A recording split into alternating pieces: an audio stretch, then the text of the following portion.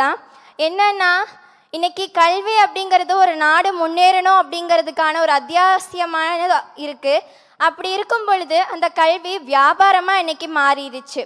அப்படி மாறி ரொம்ப வருஷமும் ஆயிடுச்சு. இதனால் என்ன பிரச்சனைன்னு கேட்டால், இது ஏதோ ஒரு மூலையில் இருக்கக்கூடிய 1-2 ஏழை மாணவர்கள் தன்னுடைய திறமைகளை இழந்து அந்த இடத்துலையே முடக்கப்படுறாங்க.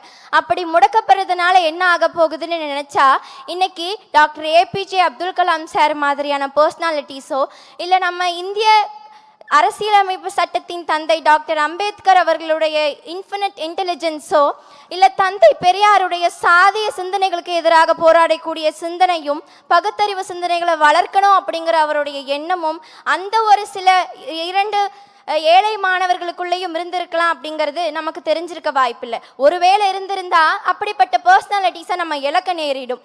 அப்படி அந்த மாணவர்களுக்கும் நம்மளுடைய கல்வி கிடைக்கணும் அப்படிங்கிறதுக்கான ஒரு வேண்டுகோள் தான் இது.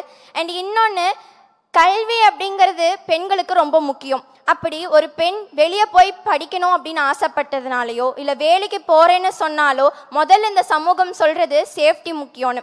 அப்படி சொல்கிற அதே சமூகம் தானே நமக்கு சேஃப்டியே தர மறுக்குது.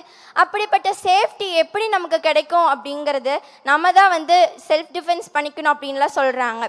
அன்னைக்கே மகாத்மா காந்தி சொன்னார், ஒரு பெண் எப்படி நள்ளிரவில் தன்னிடம் இருக்கக்கூடிய அத்துணை நகைகளையும் அணிந்து கொண்டு தனியாக நடந்து செல்கிறாளோ அப்பொழுது பெண் சுதந்திரம் முழுமையாக இந்திய நாட்டில் கிடைத்து விட்டது அப்படின்னு. ஆனால் இன்னைக்கு நகைகளெல்லாம் அணிந்துட்டு போக வேண்டாம், சும்மா நம்மளால நைட்டில் தெருவில் போக முடியுமா? அப்படி இருக்கக்கூடிய இந்த சமூகம் கண்டிப்பாக விஜயண்ணாவால் மாற்றப்படும் அப்படிங்கிறதுல நம்ம எல்லாத்துக்கும் ஒரு ஆழத்திருத்தமான நம்பிக்கை இருக்குது அப்படிங்கிறதுல எந்தவித சந்தேகமும் இல்லை. And finally we are all love you Anna. Thank you so much for giving this golden opportunity.